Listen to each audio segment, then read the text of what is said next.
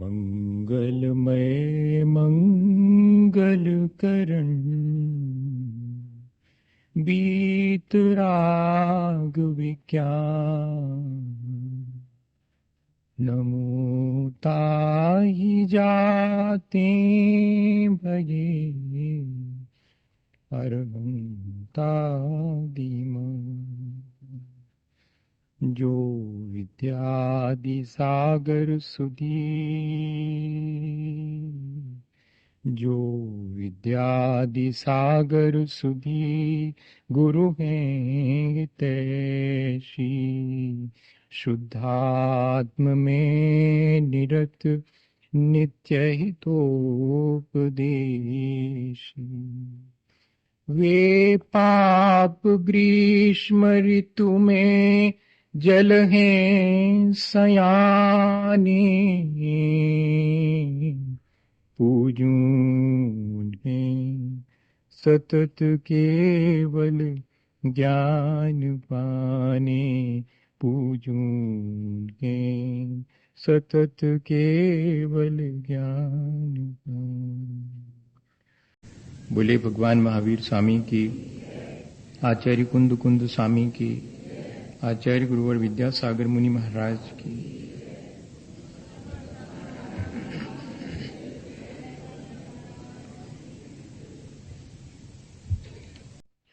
हम सभी लोग आज से इस बात पर विचार करने के लिए तैयार हुए हैं कि इस संसार में जो विविधताएं दिखाई पड़ती हैं, कोई कम ज्ञानवान है, किसी का ज्ञान अधिक है, कोई धनवान है, किसी के जिम्मे दरिद्रता और गरीबी आई है, वृक्ष हैं, अग्नि है, जल है, वायु है, पृथ्वी है, ये पंच भूत तत्व हैं। ये पूरा लोक जो हमें दिखाई देता है विविधताओं से भरा हुआ है। इस पूरे विश्व को कौन व्यवस्थित करता होगा? मेरे अपने जीवन को, मेरे से पृथक अन्य और जीवों के जीवन को, और यहां तक कि इस सारे दिखाई देने वाले दृश्य जगत को कौन व्यवस्थित करता होगा? कौन इसे बनाता है, कौन इसे मेंटेन करता है, और कौन इसके नष्ट होने में सहयोगी बनता है? इन बातों की जिज्ञासा सबके भीतर होती है, और इन प्रश्नों का समाधान सब लोगों ने अपने अपने ढंग से, अपनी अपनी क्षमता के अनुसार खोजा है। एक सामान्य रूप से सभी के भीतर जो बहुत अधिक मात्रा में प्रचारित और प्रसारित बात है वो ये है कि जितना भी ये दृश्य जगत दिखाई दे रहा है, इसको बनाने वाला भी कोई एक ईश्वर है, इसको मिटाने वाला भी कोई एक ईश्वर है, इसको मेंटेन करने वाला भी कोई एक ईश्वर है। ईश्वर इन तीन रूपों में इस सारे दृश्य जगत को व्यवस्थित करता है, और वह सर्वशक्तिमान है। और इतना ही नहीं, वो हम सबसे बहुत दूर कहीं कहीं किसी आकाश में बहुत ऊंचाई पर बैठा हुआ है, ऐसा प्रचारित है। और ऐसा लोगों के अंदर, अधिकांश लोगों के अंदर यही मान्यता है। तब बहुत सारे प्रश्न जो हमने अभी उठाए हैं, उनका समाधान क्या इस ईश्वर नाम की किसी चीज को मान लेने से मिलता है क्या? कहीं ऐसा तो नहीं कि ये जो विविधता दिखाई पड़ रही है उसके ऐसा मान लेने में कि ये सब ईश्वर के द्वारा इतनी विविधता बनाई गई है, ईश्वर चाहे तो इसको मैनेज करे, मेंटेन करे और जिस दिन चाहे वो इसको नष्ट कर दे। तब फिर प्रश्न उठेगा कि उस ईश्वर नाम की वस्तु या व्यक्ति को किसने बनाया, जो इस पूरे संसार को व्यवस्था देता है, उस व्यवस्था देने वाले को किसने बनाया। तब उसका समाधान ढूंढने के लिए यह कहा गया कि वह हमेशा से है। ठीक है, वह हमेशा से है, ओमनीसाइंट है, ओमनीपोटेंट है, ओमनी प्रेजेंट है, हर जगह उपस्थित है, सर्वशक्तिमान है और सब कुछ जानता है। बहुत अच्छी चीज।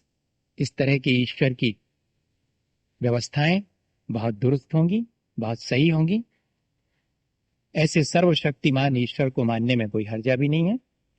पर मुश्किल खड़ी हो जाती ऐसे सर्वशक्तिमान किसी ईश्वर या कि व्यक्ति या कि किसी वस्तु को मान लेना। सबसे बड़ी समस्या ये खड़ी होती है कि यदि यदि ऐसा ईश्वर हर जगह उपस्थित है और सब कुछ जानता है, तब फिर उसके भीतर कोई दया और करुणा नाम की चीज है या नहीं है?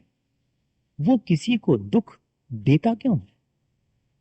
अगर वो ही इस सारी व्यवस्था को बनाता है तो किसी को दुख क्यों देता है?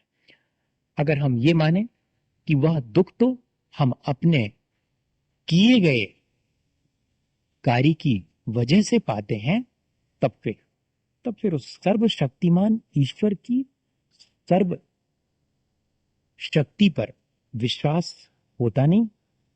अगर मुझे मेरे किए का फल भोगना ही पड़ेगा तो फिर सर्वशक्तिमान ईश्वर ने क्या किया? ईश्वर को मैं तब सर्वशक्तिमान मानूं जबकि वो अग्नि में हाथ डालने पर अग्नि का स्वभाव है कि वो जलाएगी और बर्फ के टुकड़े को छूने पर वह मुझे शीतलता का स्पर्श देगी। ये अत्यंत स्वाभाविक बात है। अगर ईश्वर सर्वशक्तिमान है तो अग्नि में हाथ डालने पर वो मुझे शीतलता का एहसास करावे। अपने भक्तों के लिए भी तो कम से कम कराए। और फिर तो कूलर, हीटर, फ्रिज इन सब की जरूरत नहीं रहेगी। फिर तो बस जरा सा ईश्वर से प्रार्थना करी और अग्नि में हाथ डाला और ऐसा लगेगा जैसे बर्फ में डाला हो, और बर्फ की सिल्ली पर हाथ रखा और ऐसा लगा जैसे कि बिल्कुल आग में डाला हो। लेकिन ऐसा देखने में तो नहीं आता। देखने में तो यही आता है कि अत्यंत स्वाभाविक और स्वसंचालित है ये सारी व्यवस्था। इसके लिए किसी वस्तु या व्यक्ति की कोई आवश्यकता नहीं। अंत में सारे जगत की व्यवस्था के बारे में विचार करते करते भले ही यह बात प्रचारित हो, लेकिन जो दार्शनिक हैं, जो विचारक हैं, जो ऋषि हैं, मुनि हैं, जो तत्वद्रष्टा हैं, वे जानते हैं। यहां तक कि श्री कृष्ण ने गीता में श्री कृष्ण के नाम से कहलवाया है कि ना कर्तृत्वम न कर्माणि लोकस्य सृजति विभु। अर्जुन, इस सृष्टि को मैंने नहीं बनाया, ना कोई इसे बनाता है, ना यह सृष्टि किसी का कर्म है, ना कोई इसका करता है, ना यह सृष्टि किसी का कर्म है। स्वभावस्तु प्रवर्तते, यह तो स्वभाव से ही अपने आप व्यवस्थित है। Rules are regulated on self. किसी भी नियम को व्यवस्थित करने के लिए किसी भी अन्य व्यक्ति की आवश्यकता नहीं है।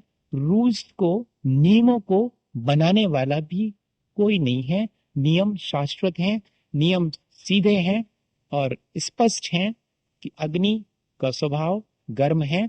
हाथ डालने पर वह बालक हो, चाहे वृद्ध हो, चाहे नौजवान हो, ज्ञानवान हो, गरीब हो, अमीर हो, सबको समान रूप से जलाएगी। ये सार्वभौमिक सार्वकालिक नियम है। हमारे घर में जलाए और दुकान में न जलाए, या कि भारत में जलाए और अमेरिका में न जलाए, ऐसा संभव नहीं। इसमें किसी भी ईश्वर की आवश्यकता नहीं।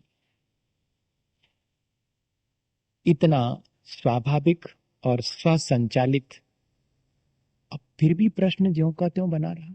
जब ये सारा दृश्य जगत, मेरा अपना जीवन और जो दिखाई पड़ रहे हैं जीव, उन सब का जीवन अगर स्वसंचालित और स्वाभाविक है, तब फिर यह बात आई कहां से? ईश्वर का फिर हमारे जीवन में क्या महत्व है? क्या हम उसको खारिज कर दें, ठीक एक विचारक की अपेक्षा से, नीत्शे की तरह, कि ईश्वर समाप्त हो गया है, अब ईश्वर नहीं रहा? क्या हम भी ऐसा मान लें कि ईश्वर की कोई एग्जिस्टेंस नहीं है, परमात्मा नाम की कोई चीज नहीं है, परम ब्रह्म कुछ भी नहीं है? नहीं, ये सब है। अब हमें ये विचार करना पड़ेगा कि इन सब का इस विविधता में जो दिखाई देती है, क्या भागीदारी है? तो देखें अपन, ईश्वर एक प्रकाश की तरह है, ईश्वर एक दर्पण की तरह है। और प्रकाश का काम क्या है? सूरज का काम है कि वो आए और समान रूप से रोशनी बिखेरे। आपने जितने दरवाजे खोले हैं उतना भीतर आएगा, आपने दरवाजे बंद रखे हैं वो भीतर नहीं आएगा। आप चाहें तो वस्तुओं को उसके प्रकाश में देख करके समझ सकें तो समझें, वो आपकी कोई मदद नहीं करेगा। वो प्रकाश कर सकता है, लेकिन ये मोटर खड़ी हुई है, ये पेड़ है, ये फलानी चीज है, ये ईश्वर नहीं बताएगा। वो प्रकाश की तरह हमें सारी चीजें प्रकाशित कर देगा। अब हमारा फर्ज है कि हम इस विविधता को जानें। इस विविधता में उसका इतना ही हाथ है कि वो इस विविधता का दर्शन करा देता है हमें। वो प्रकाश की तरह है, ज्योति की तरह है, और या कि वो दर्पण की तरह है। जैसे कि घर से बाहर निकलते समय जरा सा अपना चेहरा दर्पण में देखते हैं और देखते हैं कि कहीं कोई कालिक तो नहीं लगी है, और लगी अगर होती है तो उससे अलग कर देते हैं। कालिक दर्पण में नहीं लगी है, न दर्पण पहुंचने से कालिक खत्म होगी, और न दर्पण हमारी कालिक पहुंचेगा, पहुंचना हमें पड़ेगी।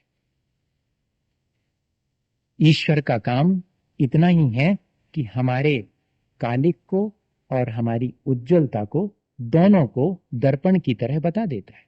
और दर्पण के सामने अगर अंगीठी जलती हुई रखी जाए तो वो सिर्फ जलती हुई अंगीठी को दिखाएगा, लेकिन उससे प्रभावित नहीं होगा, वो जलेगा नहीं।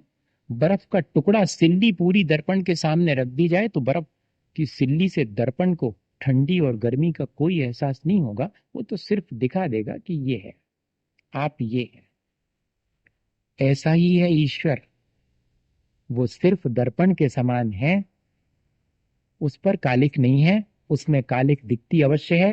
कालिक हमें अपने आचरण और साधना से स्वयं हटानी पड़ेगी, ईश्वर हटाएगा नहीं। ईश्वर से यदि हम अपने चेहरे पर लगी हुई कालिक को हटाने की बात करते हैं तो ये तो ईश्वर के साथ अन्याय है। जैसे दर्पण से ये अपेक्षा रखना कि वो हमारे चेहरे पर लगी कालिक दिखाएगा और साथ में वो कालिक पहुंचने का इंतजाम भी करेगा, ठीक ऐसा ही ईश्वर से ये अपेक्षा रखना कि वो हमारी अपनी कमियों को, हमारी अच्छाइयों और बुराइयों को दिखाने के साथ उनको व्यवस्था भी देगा। व्यवस्था देना उसका काम नहीं है, उसके माध्यम से व्यवस्थित हो जाना ये हमारा अपना दायित्व है। ईश्वर का रोल हमारे जीवन में इतना ही है, एक दर्पण की तरह है। और वो दर्पण भी ऐसा है जो कि चीजों को अपने में दिखा तो देता है लेकिन उनसे प्रभावित नहीं होता। ठीक ऐसा ही हमें ऐसा ईश्वर स्वीकार है और ऐसा ही उसका सहयोग हमें स्वीकार है। तब तब ईश्वर का महत्व भी है। और ईश्वर को पाने का मतलब क्या है? परमात्मा को पाने, परमात्मा के दर्शन करने, परमात्मा में लीन हो जाने, इन सबके मायने क्या है? फिर ऐसे शब्द बहुत से सुनने में आते हैं। परमात्मा में लीन हो जाना, परमात्मा को प्राप्त कर लेना, परमात्मा का साक्षात्कार कर लेना, ब्रह्म का साक्षात्कार कर लेना। जहां ये कहा जाता है कि अहम ब्रह्मास्मि, मैं ही ब्रह्म हूं, वहां पर यह इशारा किया जाता है कि मैं सिर्फ मनुष्य नहीं हूं, मैं सिर्फ किसी का पुत्र या किसी का पिता या किसी की मां नहीं हूं, मैं परमात्मा की हैसियत का हूं, मैं ब्रह्म स्वरूप हूं। और परमात्मा कोई व्यक्ति नहीं है, जिससे कि मुझे मिलने जाना हो, जिसका कि मुझे दर्शन करना हो या जिसमें मुझे समाना हो, वो व्यक्ति नहीं है। परमात्मा एक अवस्था है जो कि हर आत्मा को प्राप्त हो सकती है। वो परम विशुद्ध अवस्था है परमात्मा। कोई ऐसा व्यक्ति नहीं है, कोई पुरुष नहीं है जैसे कि हम हैं। इसलिए परमात्मा से मिलना अंततः अपने ही परम विशुद्ध स्वरूप का साक्षात्कार करना, उससे मिलना और उसमें लीन हो जाना। परमात्मा में लीन होना, अपने आप में, अपने शुद्ध स्वरूप में लीन होना है।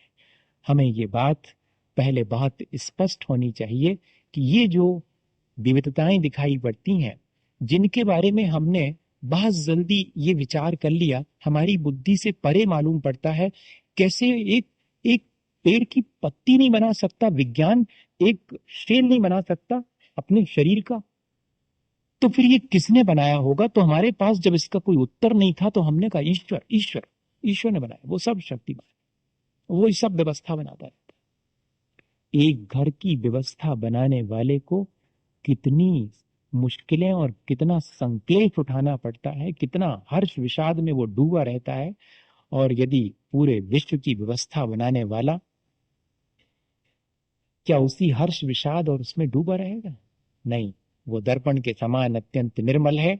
सारी चीजें उसमें झलक सकती हैं, लेकिन वो उन चीजों को बिना प्रभावित हुए सिर्फ दिखाता है और अपने आप में लीन रहता है। वो इस सब प्रपंच में नहीं है। सारा प्रपंच, तब फिर खोजना पड़ेगा कि इस प्रपंच का, इस संसार की विविधता का कारण कोई और है। ये बात तो स्पष्ट हो गई कि ये जो ईश्वर, जो हमारी अपनी भ्रांति है और जो हमें अपने आप को बचाने का उपाय हमने खोज लिया था कि चाहे कुछ करो, बस सारा डाल दो उसके ऊपर, अच्छा है तो और बुरा है तो, इसमें भी थोड़ा सा लाभ तो है। थोड़ा लाभ ये है कि ईश्वर पर अगर सब कुछ डालने की तैयारी हो तो भी बड़ी शांति मिल सकती। इस विविधताओं भरे संसार से हम धीरे से ऊपर उठ सकते हैं अगर ऐसी चीज आ जावे तो। लेकिन मजा हमारे साथ ये है कि अगर कुछ अच्छा होता है तो उसका श्रेय हम लेते हैं, बुरा होता है तो ईश्वर पर डालने का मन होता है कि क्या करें, ईश्वर को यही मंजूर था। ये दोहरा हिसाब हमारे साथ है। या तो हम एक जैसा ही कि जा विधि राखे राम ता विधि रहिए, फिर सुख और दुख दोनों में समता रखनी पड़ेगी। इस विविधताओं के बीच में भी एक रूपता कायम करके रखनी पड़ेगी। ईश्वर की उपस्थिति का एहसास सिर्फ एक बात की हमें मदद करता है, एक बात में हमें सहायक बनता है, हमारे अपने परिणामों में होने वाले हर्ष विषाद को शांत रखने में। ईश्वर की खोज और ईश्वर के सहयोग, दोनों बातों को दो छोटे से उदाहरण से समझ लें। रविन्द्रनाथ टैगोर ने लिखा कि उन्हें ईश्वर की खोज थी। गीतांजलि में उन्होंने ईश्वर के गीत गाए और उनके पड़ोसी ने उनसे पूछा था कि कभी ईश्वर का साक्षात्कार हुआ? तो बहुत मुश्किल में पड़े थे। उन्होंने अपने संस्मरण में लिखा है कि फिर मुझे ईश्वर की जितनी दरकार नहीं थी, उतनी मुझे लालसा थी उस पड़ोसी से बच के रहने की, क्योंकि उसने सीधा पूछ लिया था कि ईश्वर का साक्षात्कार हुआ कि नहीं। अगर कोई ईश्वर के बारे में बात करे और हमसे कोई सीधा पूछ ले कि आप इतनी बातें कर रहे हैं, देखा है कभी उसको, तो हम बगलें झांकने लगेंगे, हम यहां से वहां हो जाएंगे कि देखा बेका तो है ही नहीं। पर है वो, तो फिर चलें उसकी खोज करें। तो रविन्द्रनाथ ने लिखा कि मैं खोज पे निकला और मुझे पता भी मिल गया उसका कि फलानी बिल्डिंग में रहता हूं। हाँ, मैंने पूरा एड्रेस नक्की बिल्कुल करके मैं गाड़ी से नीचे उतरा और जैसा कहा गया था वैसे ही। और मैं जब ऊपर सीढ़ियां चढ़ रहा था तो मेरे मन में विचार आया कि ईश्वर के पास जाने से पहले जरा विचार कर लेना चाहिए कि अगर वो मिल गया तो उससे बात क्या करेंगे, और चुपचाप जाना चाहिए। मैंने जूते उतार लिए और उतार करके हाथ में ले लिए, दबे पांव सामने जाके देखा तो नेम प्लेट बिल्कुल ठीक लगी थी, ईश्वर यहीं रहता है। यहां तक तय हो गया। मैं बिल्कुल दरवाजे पे, एक एक प्रतीकात्मक रविन्द्रनाथ ने वर्णन किया है उसका कि मुझे मालूम भी पड़ जाए, और मुझे मालूम भी पड़ गया और मैं उसके पास दबे पांव पहुंचाऊं। और जैसे ही दरवाजा खटखटाने का मेरा मन हुआ, पर हाथ रुक गए।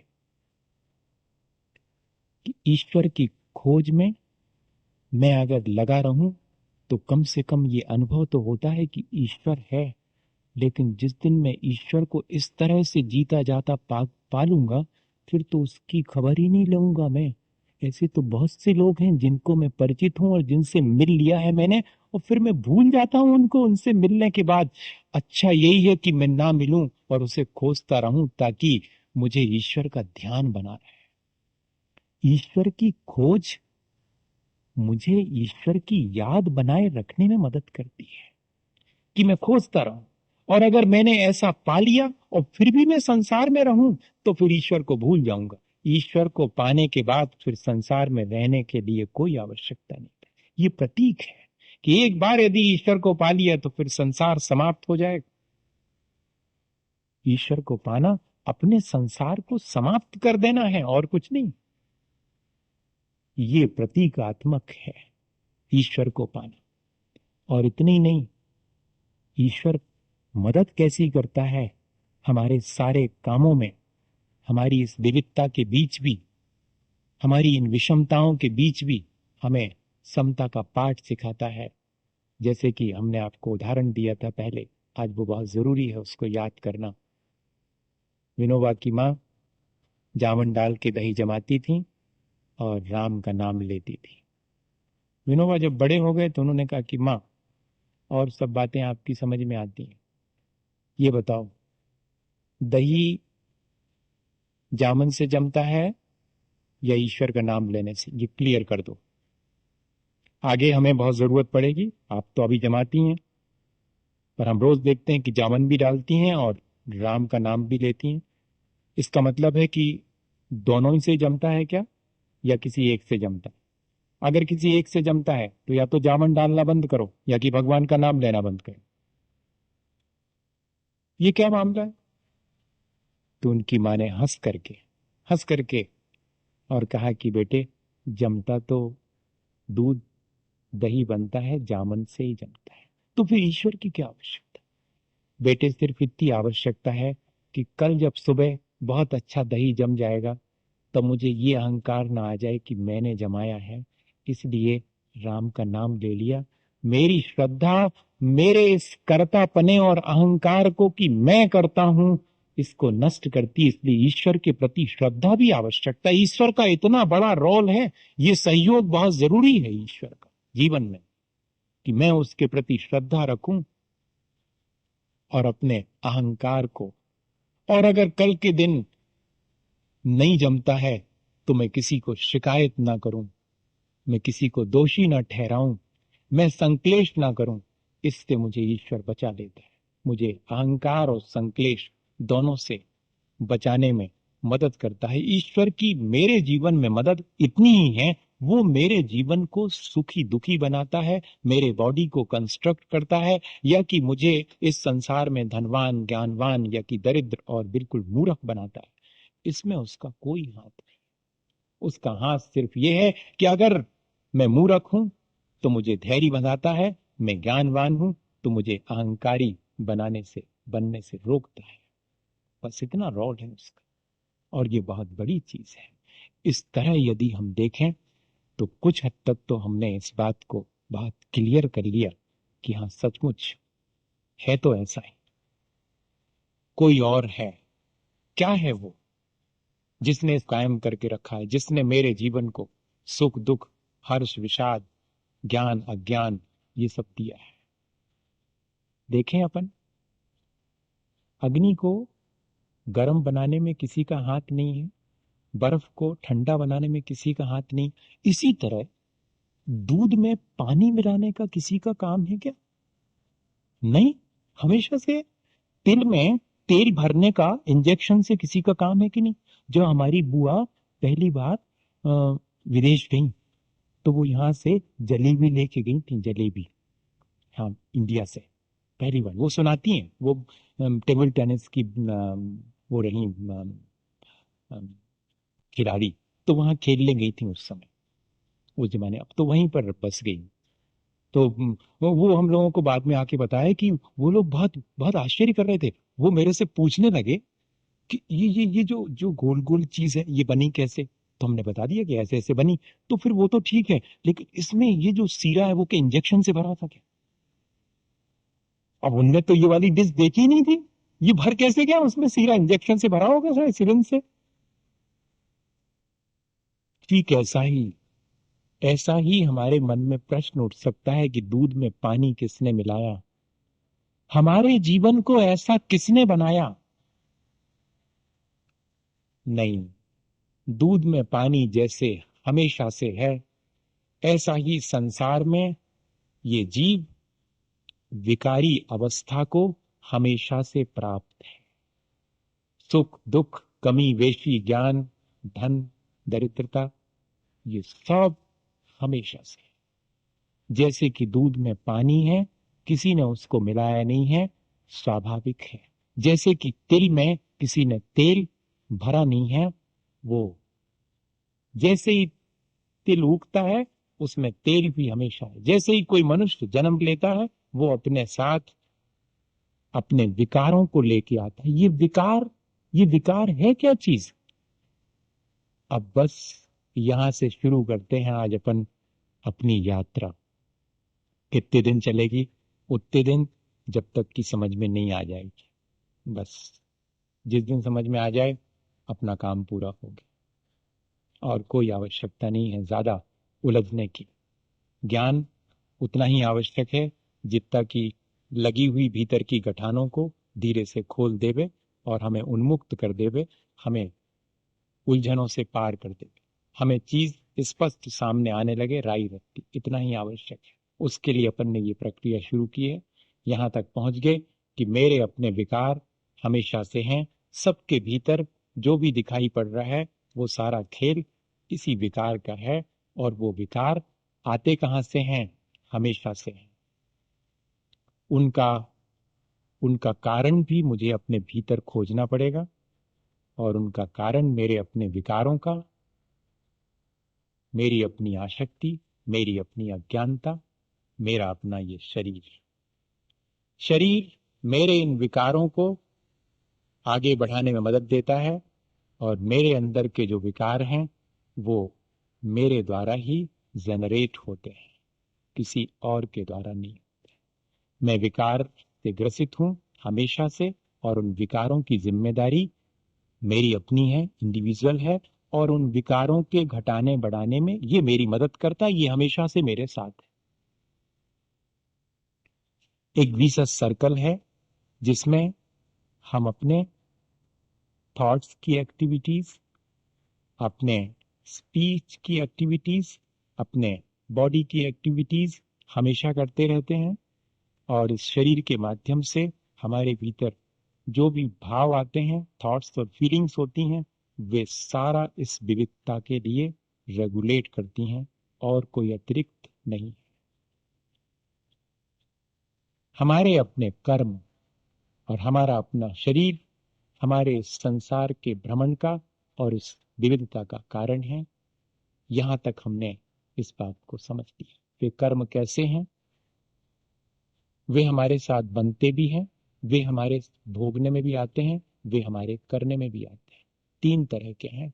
कुछ कर्म हैं जो हम करते हैं, कुछ कर्म हैं जिनका हम फल भोगते हैं, कुछ कर्म हैं जो हमारे साथ फिर से आगे की यात्रा में शामिल हो जाते हैं।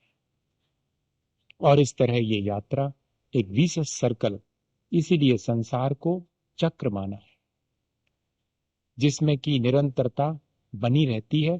ठीक एक गृहस्थी की तरह, जैसे किसी गृहस्थी चलाने वाली माँ को हमेशा इस बात का ध्यान रखना पड़ता है कि शक्कर कितने दिन की बची, और गेहूं कितने दिन का बचा, और आटा कितने दिन का बचा, इसके पहले कि वो डिब्बे में हाथ डाल के पूरा साफ करे, ऐसा मौका आते ही नहीं है। दूसरी तैयारी हो जाती है। बुंदेलखंड में कहते कि डेढ़ लगी रहती है तब गृहस्थी चलती है। डेढ़ लगी रहती है मतलब कोई भी चीज एकदम खत्म नहीं होती, खत्म होने के कुछ घंटे पहले ही सही, कुछ मिनट पहले वो शामिल हो जाती है, तब चलती है गृहस्थी। ठीक ऐसे ही हमारा संसार चलता है। हम जो भोगते हैं उसके भोगते समय जितनी सावधानी और असावधानी हमारी होती है, ठीक ऐसे ही जैसे कि हमारे चेहरे पर कालिक लगी हुई है, वो हमारी अपनी असावधानी है, दर्पण ने हमें दिखा दिया है। कालिक हमारे चेहरे पर हमारी असावधानी से लगती, हमारी अज्ञानता से लगती है। ठीक ऐसे ही हमारे मन में जो भी कर्म संचित होते हैं या कि जो भी विकारों से हम ग्रसित होते हैं, वो हमारी असावधानी, हमारी आसक्ति, इतना ही है और कुछ भी नहीं है। दो ही चीजें हैं, हमारी अपनी असावधानी जिसको हम अज्ञानता कह लें, हमारी अपनी आसक्ति। इनसे ही मैं अपने जीवन को विकारी बनाता हूं। और इसके लिए मुझे करना क्या चाहिए? मेरे आचरण की निर्मलता और दूसरी मेरी अपनी साधना, समता की साधना। ये दो चीजें हैं इस संसार की विविधता से बचने के लिए। कुल तो इतना ही मामला है, पर इतने में कुछ लोगों को समझ में आ सकता है, कुछ लोगों को इतने में समझ में नहीं आ सकता। तो आचार्य भगवान तो, श्री गुरु तो सब जीवों का उपकार चाहे हैं, सो फिर इसका विस्तार करते हैं। और वो विस्तार अपन करेंगे। जो विस्तार रुचि वाले शिष्य हैं उनको विस्तार से समझ में आता है, जो संक्षेप रुचि वाले हैं उनको बात इतनी ही है समझने की, और मध्यम बुद्धि वाले हैं उनको तो विस्तार भी कर दो चाहे संक्षेप में कह दो, वो समझ जाएंगे। मैं ये मान के चल रहा हूं कि हम सब विस्तार रुचि वाले हैं, इसलिए अपन इसका विस्तार करते हैं। बात कुल इतनी ही है। अब इसका विस्तार कैसे करें, एक छोटी सी घटना आज अपन समझ लें और फिर विस्तार कल से शुरू करेंगे। आज का समय पूरा हो गया, इतना ही बहुत है कि इतना अपन ने समझ लिया। इसमें कई क्रॉस क्वेश्चन उठेंगे, मन में बहुत सारी बातें आएंगी। ये प्रक्रिया वन साइडेड चलाने का मेरा मन नहीं है। अभी तक चलाई हमने वन साइडेड, कि मैं ही मैं आकर के और आपको सब बातें बोलता रहा और आप बिल्कुल चुप पे बैठे सुनते रहे।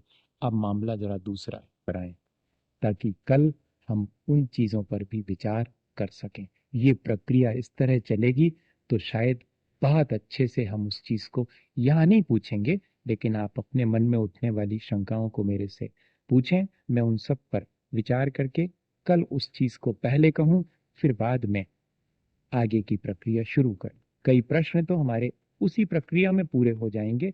हम जो कहेंगे या समझेंगे बैठ करके, ये दोनों तरह से डिस्कशन होना चाहिए, तब बात समझ में आएगी। चक्र कैसा है? चक्र मेरी असावधानी और मेरी आसक्ति का है और कुछ भी नहीं। ये चीज तो बिल्कुल स्पष्ट हो गई। विविधताओं का कारण सबकी अपनी असावधानी। जो जितना सावधान है वो उस विविधता से पार है, जो जितना असावधान है वो उस विविधता में चमत्कृत हो जाता। देख लो आप, विविधता दिखाई पड़ती, अरे अरे ये सब कैसा है, ये कैसा है। और जिसको पहले से मालूम है, सावधान है, विविधता में भटकना नहीं, चुपचाप निकल जाओ यहाँ से। बच्चे नहीं निकल सकते, बच्चे तो देखेंगे सब एक एक एक एक। और जो बड़े लोग हैं उन्हें मालूम है कि यहाँ से इस रास्ते से सीधे गुजर जाना है, आसपास चारों तरफ कुछ नहीं देखना है। बस जो सावधान है वो संसार से आसानी से बाहर निकल जाता है। और जो विविधताओं को देख करके उनका समाधान खोजने की कोशिश नहीं करता, बल्कि विविधताएं उसे आकृष्ट करती हैं और उसकी आसक्ति को बढ़ाती हैं। जो आसक्त हो जाता है वो फंस जाता है, ट्रैप हो जाती है उससे सारी चीजें। जिस चीज का जितना आकर्षण होगा हम उस चीज से उतने बंध जाएंगे। बंधना और कोई बड़ी चीज नहीं है। मेरी आसक्ति मुझे चीजों की विविधता से बांध लेती है, और मैं सावधान हो जाऊं और मैं अनासक्त होकर गुजरूं तो ये संसार अपनी जगह ज्यों का त्यों है। मैं इस चक्र से पार हो जाता हूं, मैं परिधि से पार होकर सेंटर में आ जाता हूं। और हम सब की कोशिश सिर्फ इतनी है कि इस संसार की परिधि पर चक्कर खाते जिंदगी निकल गई, और मुझे अब उस चक्कर को छोड़ करके अब अपने सेंटर, अपने केंद्र में स्थापित करना है अपने आप को। प्रक्रिया इतनी है। वो जो मैं उदाहरण कह रहा था, चार मित्र थे और चारों के मन में आया कि वे कुछ जीवन में हासिल करें, कोई ऐसी चीज जिससे कि उनको संतोष हो। सब लोगों के मन में यही बात आती है कि यहाँ कुछ ऐसा हासिल कर लें जिससे कि संतोष हो। लेकिन सबके अपने संतोष का ढंग अलग अलग है। कोई थोड़े में संतुष्ट है, कोई उससे ज्यादा में संतुष्ट है, कोई और ज्यादा में संतुष्ट है, और कोई संतुष्ट नहीं है। जो जितना यहाँ संतुष्ट है वो उतना संसार से पार है, और जो जितना असंतुष्ट है उसका संसार उतना बड़ा है। अपन को ये देखना है कुल। तो चारों मित्र चले। किसी ने बताया कि इस रास्ते जाओ, यहाँ पर जगह है, में बहुत कीमती चीजें मिलेंगी। मैंने कहा चलते हैं। चले वो चारों एक साथ चले, और जैसे ही कुछ किलोमीटर पहुंचे, वहां पर दिखाई पड़ी एक तांबे की खदान। कहानी प्रतीकात्मक है, पढ़ी होगी आपने भी। तांबे की खदान मिली। चार में से एक ने कहा, अरे अरे, इतनी कीमती चीज, ले लो बस, इतने से जीवन चल जाएगा, जितनी ले चलना हो उतनी ले लो। बाकी तीन ने कहा, नहीं, इससे कुछ नहीं होने वाला, ये बहुत हल्की धातु है। जरा, जब तांबे की मिली है, वो बताने वाला बताता है कि बहुत मिलता है, तो थोड़े और आगे चल। हाँ, चौथा वाला वहीं रुक गया, तीन आगे बढ़ गए। कुछ किलोमीटर चले, अब की बार चांदी की खदान मिली। उन्होंने कहा, देखा, मैंने कहा था ना, वो चौथा वाला बिल्कुल बुद्धू, ऐसा ही लगता है यहां पर, ऐसा ही लगता है सबको। और उनमें से भी तीन में से तीसरे वाले ने कहा कि मुझे तो संतोष है, चांदी की बहुत कीमत है।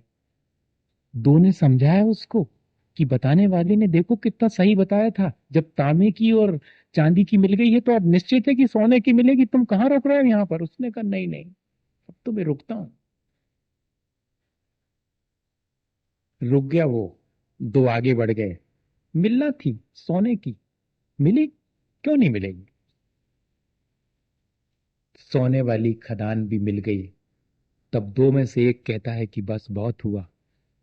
एक ने कहा, सुनो, जब सोने की मिली है तो अब हीरे जवाहरात की तय है, जयपुर आने ही वाला है, बस जस्ट सारे स्टॉपेज छोड़ दिया आपने, अब थोड़े और चलो। और वो आगे बढ़ गया। तीन तांबे, चांदी और सोने में संतुष्ट होकर के आगे बढ़ गए। आप इसको अपने ऊपर घटित मत करना भैया, नहीं तो आप मेरे से नाराज हो जाएंगे, मुझे आपके साथ रहना है अभी। नाराज नहीं करूंगा। लेकिन हम किस तरह से फंस जाते हैं, हमारी अपनी असावधानी कितनी है। हमारे अंदर के विकार जो कि अनादिकाल से चले आ रहे हैं, वो किस तरह हमें असावधान कर देते हैं, किस तरह हम अपनी असावधानी से आसक्त हो जाते हैं, और किस तरह इस विशेष सर्कल में फिर शामिल हो जाते हैं, और फिर एक उलझन अपने हाथ से खड़ी कर लेते हैं, नए सिरे से फिर सब समझना शुरू करते हैं कि क्या होता होगा, कैसे होता होगा, मैं कहाँ से निकलूंगा, जबकि सारी चीज स्पष्ट थी। चौथे वाले ने देखा कि हीरे जवाहरात की खदान तो आई नहीं, लेकिन इतना जरूर है कि एक व्यक्ति सामने जरूर बैठा है, वो शायद कुछ इंफॉर्मेशन देगा। पहुंचा उसके पास, देखा तो उस व्यक्ति के ऊपर और एक चक्र घूम रहा था, बहुत तेजी से, बहुत तेजी से, बिल्कुल अधर में। ऐसा भी नहीं कि उसके ऊपर कोई कील हो जिस पे घूम रहा हो, वो तो बस चक्र घूम रहा था, और वो बड़ा परेशान था, भूखा प्यासा, बेहाल था, कपड़े सब फट गए थे, जर्जर थे, पर चक्र घूम रहा है और वो बैठा हुआ। पूछा उससे कि मामला क्या है। उसने कहा कि पहले ये बताओ, तुम मेरी मदद करोगे क्या। कहा, करूंगा, तो फिर मैं तुम्हें हीरे जवाहरात की वो खदान बता सकता हूं। उसने कहा, मैं तो वही पूछना चाह रहा था तुमसे। तो उसने कहा, सुनो, तुम मेरी जगह आना स्वीकार करो, तो मैं तुम्हें बता सकता हूं। उसने कहा, ठीक है, इसमें क्या बात है, पर मुझे ये जो चक्र है ना, इसकी वजह से सूझता नहीं है। मेरा ये चक्र तुम ले लो, तो फिर मैं बाहर खड़े होके तुम्हें बता सकता हूं कि वो खदान कहाँ, उसका मैप बना दूंगा, मैं जरा इससे मुक्त हो जाऊं बस। तुम सिर्फ इतनी भावना करो कि ये मुक्त हो जाए और मुझे हीरे जवाहरात की खदान का पता बताए। उसने कहा, मैं भावना करता हूं कि तुम मुक्त हो और मुझे जल्दी से, और बस इतना कहना था, और वो चक्र उसके ऊपर आकर के फिट हो गया। और बाहर खड़े होकर उसने कहा कि हीरे जवाहरात की यहाँ पर कोई भी खदान नहीं है, वो भीतर ही है, मैं मुक्त हो गया। अब मुझे चांदी सोने और उसकी भी नहीं चाहिए, सीधा यहां से घर जाऊंगा, यहां से सीधा, अब मुझे कुछ नहीं चाहिए। अब कोई और दूसरा आएगा, जब उस चक्र को संभालेगा, तब मुक्त होगा। प्रतीकात्मक है ये, ऐसा नहीं समझना कि कोई हमारे इस चक्कर को स्वीकार कर ले तो हम चक्कर से मुक्त हो जाएंगे। नहीं, हम जिस दिन चाहें उस चक्कर से मुक्त होना, उस दिन हम मुक्त हो सकते हैं। हमारी अपनी सावधानी और हमारी अनाशक्ति इस संसार के चक्र से मुक्त कर सकती, लेकिन इस चक्र को पहले समझ लें। समझेंगे अपन कि ये चक्र कैसे शुरू हुआ, इससे मुक्त होने का उपाय क्या है। इन सब पर अपन क्रमशः विचार करेंगे इसी भावना के साथ कि हम इस सारी प्रक्रिया को समझ करके और अपने जीवन को इस संसार के चक्र से मुक्त कर सकें। बोले आचार्य गुरुवर विद्यासागर मुनि महाराज। हे गुरुवर शाश्वत सुख दर्शक यग नग्न स्वरूप तुम्हारा है, जग की नश्वरता का सच्चा दिग दर्शन करने वाला है।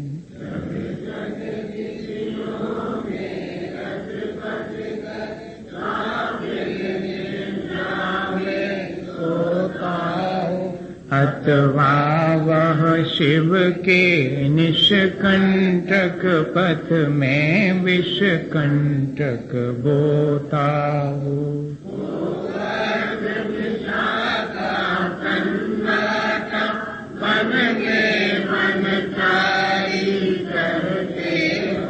तब शांत निराकुल मानस तुम तत्वों का चिंतन करते हो। करते तपशैल नदी तट पर कर वर्षा की घड़ियों में समतारस पान किया करते, सुख दुख दोनों की घड़ियों में। अंतर ज्वाला हरती वाणी मानो धरती हो कुल जड़िया। भव बंधन तड़ तड़ टूट पड़े, खिल जावे अंतर की कलियां। तुम सावधानी क्या कोई हो, जग को वेदी जग की निधिया। दिन रात लुटाया करते हो शम शम की अविनश्वर मणियां। हे निर्मल देव तुम्हें प्रणाम, हे ज्ञान दीप आत्म प्रणाम। हे शांति त्याग के मूर्तिमान शिव पथ पंथी गुरुवर प्रणाम। नाश देखो ज्ञान के प्रकाश देखो, चाहो द्रव्य जान वेखो, बंद विद भान वेखो, स्वपर पिछान वेखो परम प्रमाणी है। अनुभव बताए वेखो, जीव के जताए वेखो, कारुण्य बताए वेखो, काव्य और पानी है। जहाँ तहाँ तार वेखो, पार के उतार वेखो, सुख विस्तार वेखो, यही जिन वाणी है।